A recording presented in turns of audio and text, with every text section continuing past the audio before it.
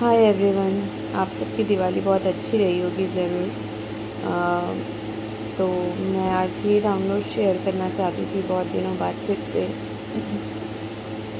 कि आपने कभी नोटिस किया होगा कि कुछ अजीब सा आप किसी व्यक्ति के साथ बिहेव कर देते हो सडनली। मतलब वो आपके नेचर में नहीं होता, बट कुछ चीज़ें हो जाती हैं और फिर आप सोचते हो कि यार ये क्यों हुआ, मैं ये तो करना नहीं चाहती थी, पर ये हो कैसे गया, मेरा तो करने का मतलब कुछ और था। राइट। तो ये होता क्यों है, इसके कुछ कारण हैं। एक तो सबसे पहले आपकी एनर्जी जैसी होती है आपको वैसा ही मिलता है, इसी से ही प्रूफ होता है।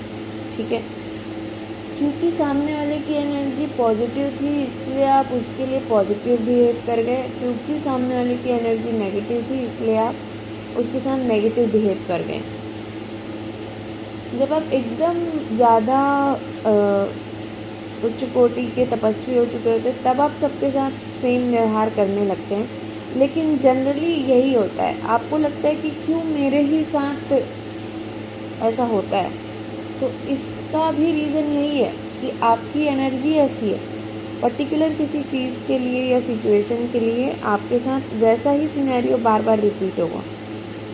ठीक है, क्योंकि आपकी एनर्जी वही है।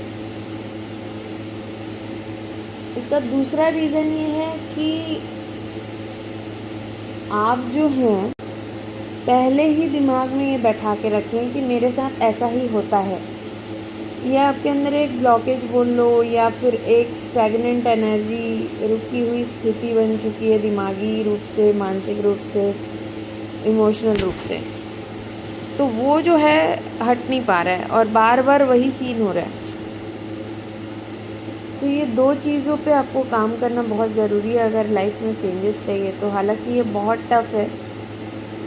ये मुझे कैसे समझ में आया कि मेरे और मेरी एक फ्रेंड के बीच में कुछ मिसअंडरस्टैंडिंग हो गई। वो मेरी बचपन की फ्रेंड है और मैं उसके लिए बहुत अच्छा मन में रखती हूँ, पर सडनली उसका थोड़ा सा लाइफ में चीज़ें हुई जिससे उसकी थोड़ी जो थिंकिंग है वो नेगेटिव हुई। तो उस टाइम मैं भी इतनी इवॉल्व नहीं थी और पता नहीं सडनली कुछ ऐसा किया मैंने। हालांकि उसका भी पर्पस कुछ और था पैसे को लेके, लेकिन उसको चीज़ कुछ और कन्वे हुई और मैं उसके लिए कुछ और प्लान कर रही थी और उसे दिखा कुछ और वो कुछ और गया। तो ये होता है एनर्जी के कारण।